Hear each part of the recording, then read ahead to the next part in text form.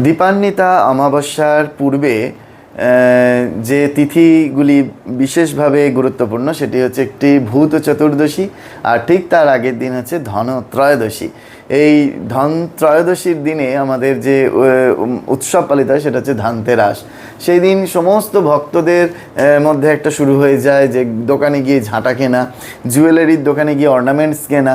হ্যাঁ, কিন্তু এই শরীরের অভিমত যদি আমাদের জীবন পথে অগ্রসর করতে হয় তাহলে আমরা সেই দিনে কিছু ভালো কাজ করি। হ্যাঁ, কোনো দুস্থ মানুষকে কিছু সেবা দিই। হ্যাঁ, অনেক গ্রাম রয়েছে পুরুলিয়া বাঁকুড়াতে, সেখানে মানুষদের বাচ্চাদের খাবারের ব্যবস্থা করি।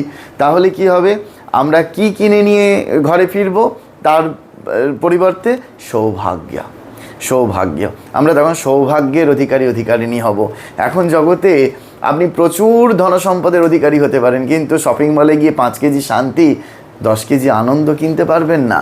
তখনই আপনি ওই শান্তি আনন্দের অধিকারী হবেন যখন অপরের মধ্যে সেই শান্তি আনন্দ দান করতে পারবেন।